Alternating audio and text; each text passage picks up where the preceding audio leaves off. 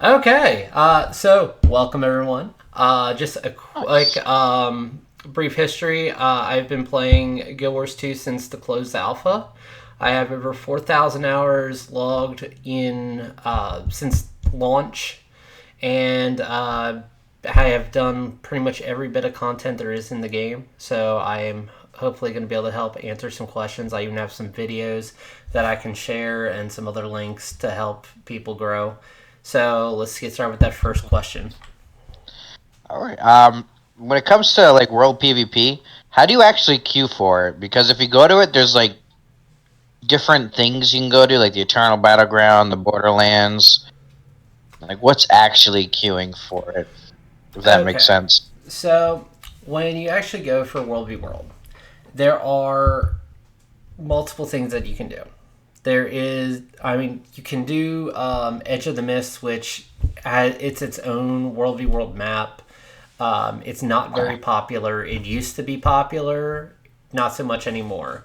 Gotcha. Generally, if you are in a guild and you have yourself associated with that guild, that'll be the world that you're going to be with when you're queuing in. Because you have to be playing with a team. And so when you're associated with a server, that's where you're locked in till the next reset of World v World, like when they choose the next Mm, teams to fight. So when you're doing that, there is EBG, which is Eternal Battlegrounds. That is the central mega map that has the Stone Mist Castle and all that. okay. There's then each of the other battlegrounds is a map that is associated with each of the three um, teams that are actually fighting. So each team, so like say if you are Crystal Desert, you'll be at the Crystal Desert Borderlands, or Tarnished Coast Borderlands for Tarnished Gotcha. Coast, or Fort Aspenwood for the Fort Aspenwood. You can go to Okay. all the different Borderlands and fight, but you're gonna have like a significant home territory in each of like in your own respective one, and then you get to Gotcha. go invade the other Borderlands. Okay. There are some really good World v World guilds out there. There is one that I actually am a part of called Silk Silence I Kill You. They are very awesome. They run some good events. They normally have people playing every night. Um, Hmm. so later on, if you would like an invite to that, I can see if I can invite you. Absolutely. That'd be great. Okay. Thank you. Any more questions on World v World? Nope. I don't think so. All right. Next question.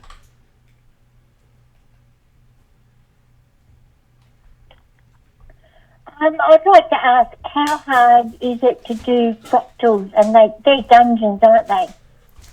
Okay, so fractals. Fractals are actually quite easy unless you're doing the challenge modes. The hardest part is generally finding a competent team or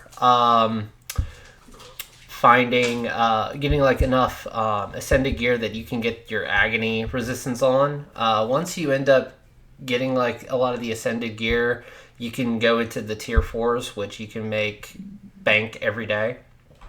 Um, they're not that hard. There are some fractals that are significantly harder than others, but for the most part, once you get the hang of it, it's pretty easy. And you can always start with like some of the lower ones as you're building your account for ascended gear. I recommend doing your daily fractals, like whatever the highest tier you can do with your agony resistance. The best agony that you generally want to do is you can buy plus nines off of the trading post for like 4 gold, and the max is I think it's 160 agony. Things like 160 agony is like the highest. But there's also other things that you can like get. Like there's a potion you can get X amount of every day that'll give you 10 extra agony for an hour. As you're doing like your masteries, you can get a Mistlock instability, which will give you a little bump of like 5 or something, and I'll give you some other stuff as well. Dungeons. Dungeons are they're fickle. Some of them are easy. Some of them are a complete nightmare. Dungeons were the end game of end game for PvE when the game launched, and so nowadays with the amount of power creep that we have had, you can fly through some dungeons, but some of those dungeons have some mechanics that just are not that easy to get through. And the rewards for that, they have made it where you get one dungeon currency across all dungeons now. It used to be each dungeon had its own currency. Ooh. And they changed that like 2-3 years ago, and that has been a major quality of life.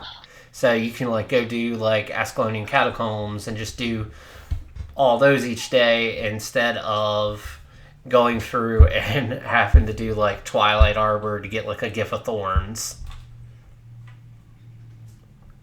Okay, well, I haven't done any dungeons, so what would I start with?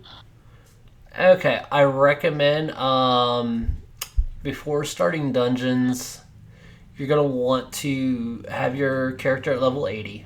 There are story dungeons that will be available at different levels as you're leveling up.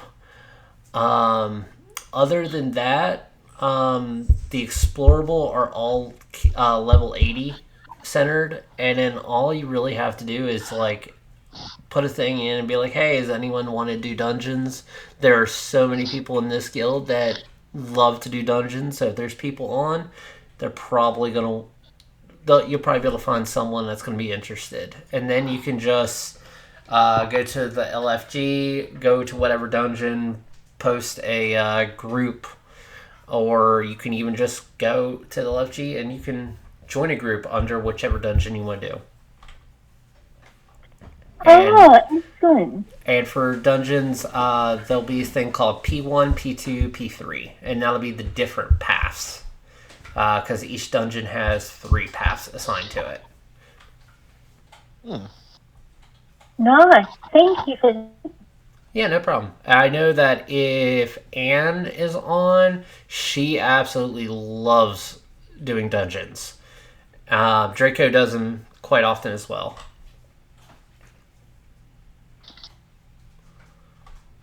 Next question.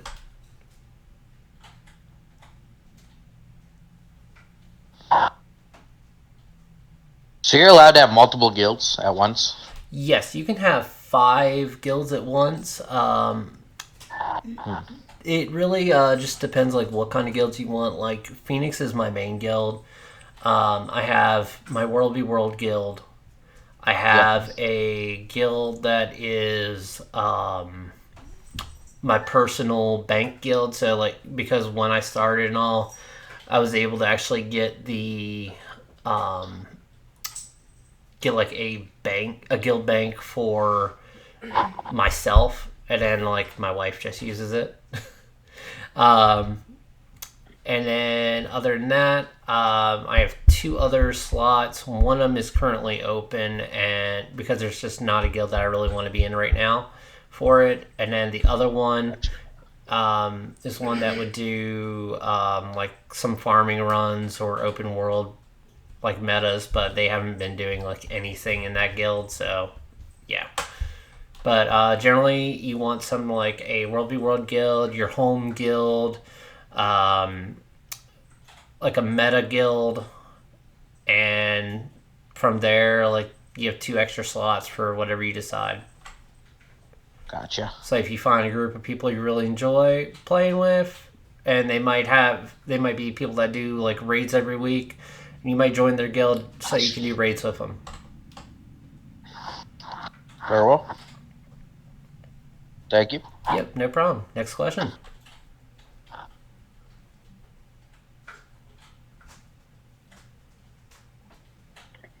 When you do guild missions, you get little thingies for it.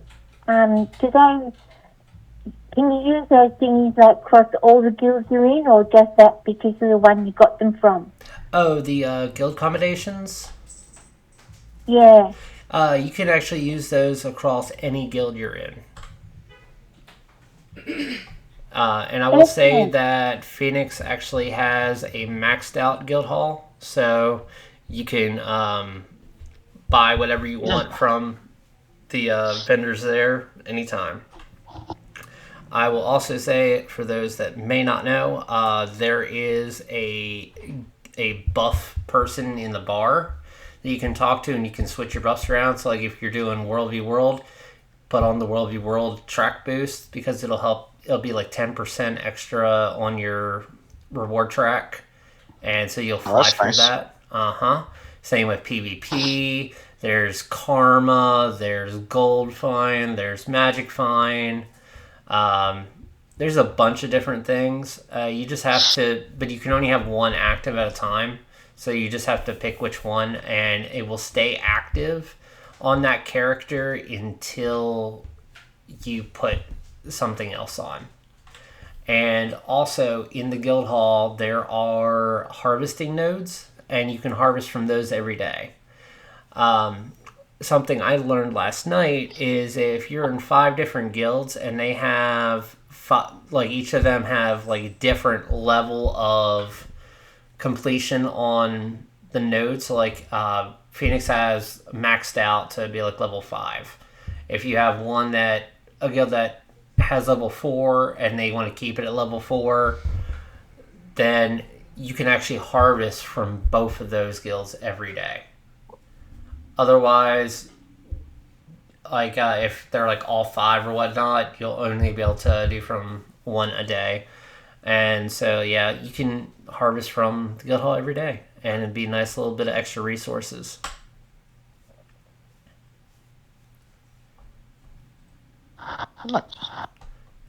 Next question.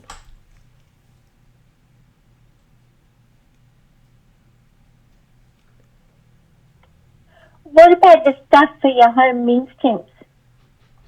The nodes in your home instance? Yes, but there's a lot of other things that you can get for your home instance that you need to kind of look up to know that they're there, you know? So what are all the different things we can get for our home instance that aren't just normally available? Okay, so first I will say some of those things, a lot of those things in the home instance, they, like if you're looking at just making pure profit, it will take you a long time to make profit. Some people, they decorate their guild hall with all the nodes they can, and then they just share the instances every day, which is nice for people because you can make a lot of money every day doing that. By actually harvesting in other people's zones. But there are all sorts of resources. The Black Lion Trading Post has quite a few you can buy that would be like the logs, the rocks, certain like vegetables. The gem store has like the leather boards and bounty boards and garden plots. And then while you're going through the story, the living world maps, they generally have like their own map currency. So they have like a node that you can get with that currency, so you can like harvest it in your house every day. And one of the big reasons people actually go for those is because it really doesn't cost money, and it just costs as resource, and then you can harvest them and you can consume them for like volatile magic that you can then get trophy shipment cases with, which give you a lot of the trophy items like blood, claws, scales, etc. And a lot of that is used for like making legendary armor or weapons, or you can sell it for a good chunk of money.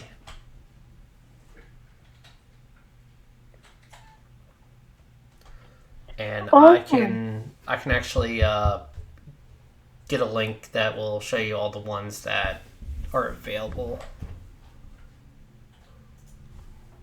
That's awesome. Thanks for that. Yep, no problem. Oh, and there's also like thing where you can get like different cats around the world, like during different events or during like different by doing different things, and those cats will end up being in your home instance. And if you get like a Catmander tag, you can get Catmander cats that will be leading armies of kittens to like fight against each other.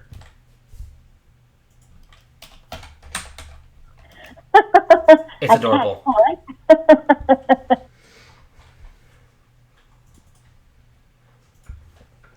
Let's see here. I put a link in the chat to the wiki. It has a home instance page that has every harvesting node and will tell you like how to get it and like how much it costs.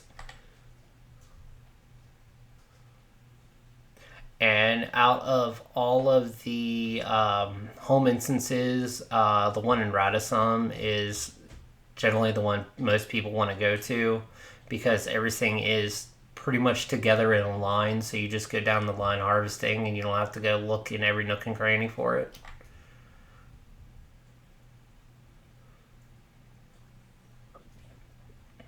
Those of Sura are efficient. They are. Next question.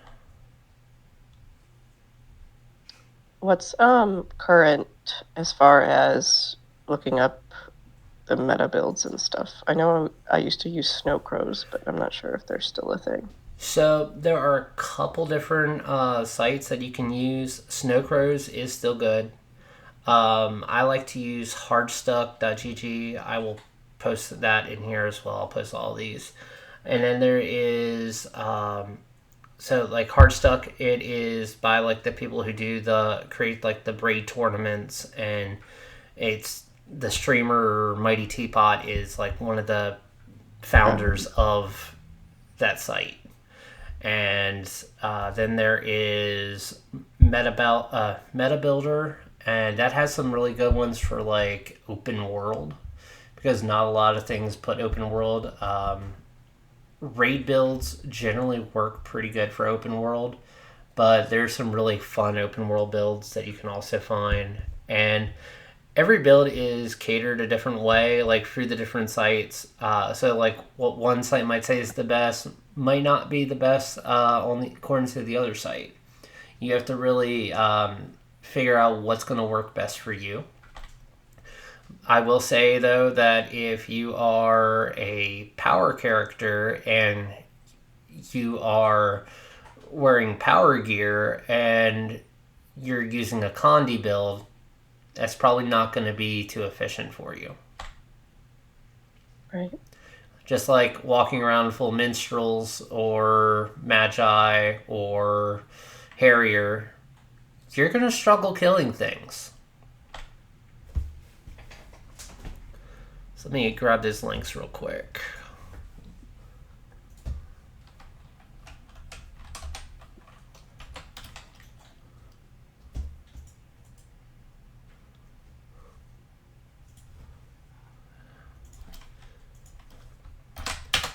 So here is the Hardstuck.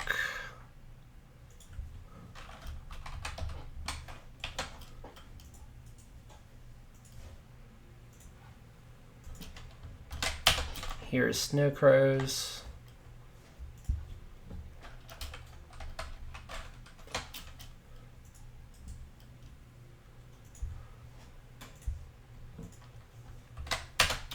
Here's Meta Battle.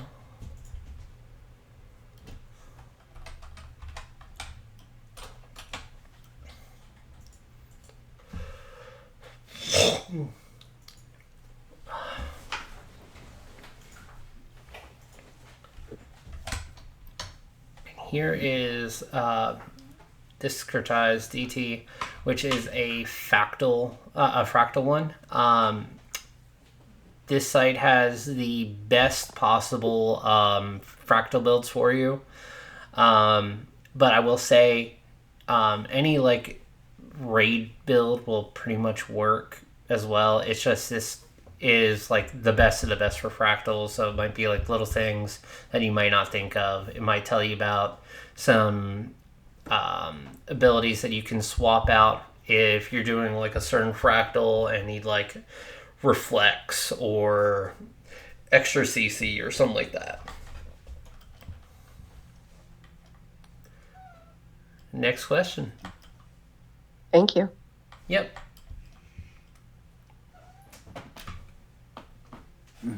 This is Mar again. How'd I become awesome like Iron Fist? It's pretty That's a separate easy. course. You just have to play. You just have to strive to be better and have fun. Yeah. I'm already better than you, I know it. Psst. I remember that 3k DPS on your Ranger, on your Soul Beast, that I helped Yeah. improve quite a bit. You helped improve that? I don't know. Yes, You had did. it up to like 15k. I know I did. That was insane. Actually, I need to work on that because my build is reset or something with me being gone so long. So many changes I need to update. Yeah, Which I is can what definitely help with that. I'll get with you later once I figure out what the heck I'm doing because Okay. I'm going to go into PvP for a bit and see where I'm at.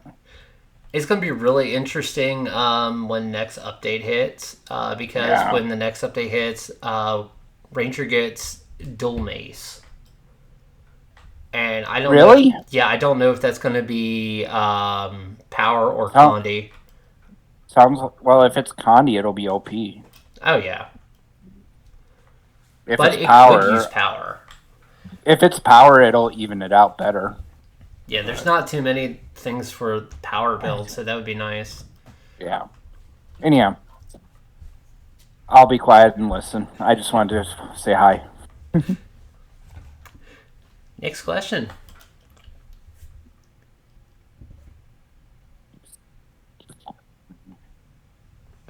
Oh, actually, I do have a question. Is Viper still the way to go for Ranger? Viper is definitely still pretty good to use. They have been mixing other things in, like when it comes to like the trinkets, so they might have like a rampager or something else like in there. The builds just vary, but you can still just go full Viper and still kick some ass. All right, good to know. I am Viper primarily. Good to know. Although I have 4 pieces of legendary now. Very nice. Gotta get that fist.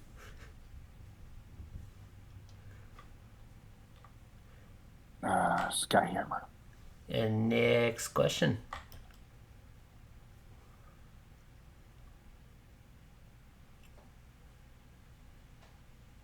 So upset by what's happening. He does that.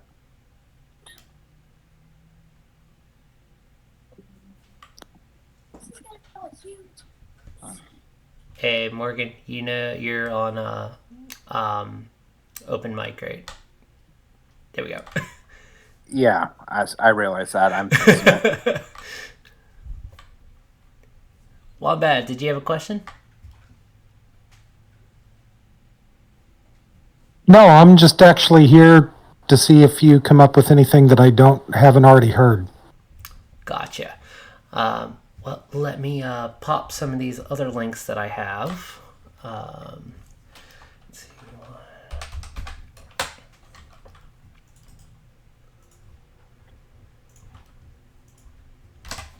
So this is GW2 efficiency.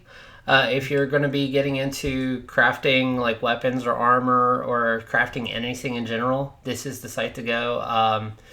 You can also go through your Guild Wars 2 site and go into your account and get a key that you can share with this site when you make an account on this site, and it will link your account information so that you can actually see what you have like in your storage, like your material storage, your bank, your characters. You can see all that stuff. You can see what things you still need to buy in order to make whatever item. Very efficient.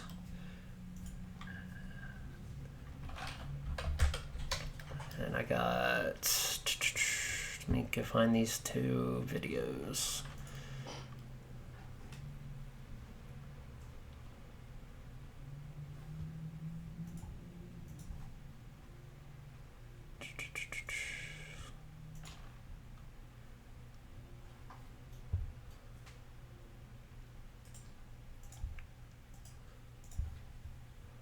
Stat swap this to the stats combination you want.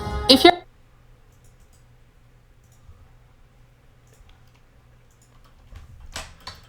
Okay, so this is a YouTube video on making and obtaining ascended gear, which also can be used for learning the basics of making like legendary gear. This will be very, very useful if you are not yet at too much of an ascended gear state. There are many different things in the game you can do. You can do fractals, you can do raids, you can do strikes, and you can even like sometimes get really lucky and get something ascended while doing a meta event like Tequatl. There's also certain things that you can get through achievements, generally based around story chapters or around... hold on a sec.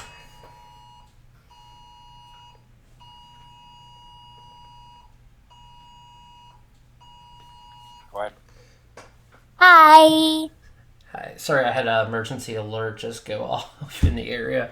Sorry, my daughter wanted to say hi quick. Yeah, hi. But yeah, there's also a legendary amulet that you can obtain for free. If you don't already have the complete edition of Guild Wars 2, I highly recommend getting it while it is on sale, because it'll give you all the content up till Soto, and that will give you the opportunity to actually do the return to achievements that take place in Living World Season 2, 3, and I think Ice Brood. But once you complete all the Living World, Return to Living World achievements, you get the legendary amulet for free. You also get a 32 slot bag for your inventory, and you get a precursor for Noreen legendary. in guilds, My keybinds did not save from the previous. I have to redo all my key bindings, which stinks. And then here is another video for top 10 gold farms. This will cover different meta events. It'll cover fractals, raids. We'll cover Dragonstorm meta, and even strikes. And it'll tell you about like some of the things you can do easily each day to make some money, and it will be a nice bit per hour. Like almost everything is at least 15 gold an hour that is listed. Just know that when it comes to metas, with the exception of like Gayala Delve, you really can't do metas more than once a day, because you're going to miss out on that hero chest, and you're going to miss out on like certain reward chests. Like for instance, if you do Auric Basin, once you open up everything like down below, you're not going to be able to go and do another instance and then just harvest, like use your keys to open stuff there as well. It's limited generally once per day. But the metas that you can repeat would be like the final one of Living World Season 4, Drizzlewood, preferably, like mainly the South meta for Drizzlewood, Silver Waste. You can do Guyala Delve. But there's so many different metas in the game that you don't have to stay on one map, do one meta over and over and over. You can just go do other things. Don't burn yourself out. Enjoy the game. Any other questions? Yes, I have to go, so how do I save all those links so I can come back to them? They might stay in the chat box for this channel. If not, I will create a document or something that will have them in it. Oh, thank you. Thank you so much for today. I really have to go, so I'll catch you all later. Okay, thanks again. Yep. Okay, bye. Okay, bye. Then there's one other link here I can think of off the top of my head. This is also from the wiki. It's an event timer page, so you can see like all the metas that are going to be upcoming. If you go to join into a meta like 5 minutes before it's about to start, unless you are part of the train that is going through doing all the metas, it may be hard to get into the best instance for it, especially when you're doing things like Tangled Death or the End of Dragons final meta.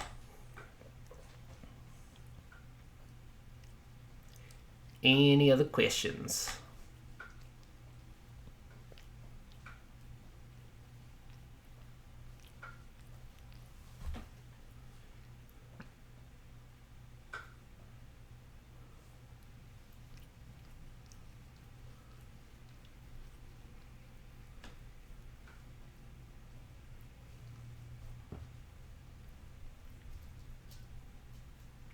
All right, well, if there's no more questions, I'd say we could probably wrap this up then. So I'll go ahead, I'll hit stop recording.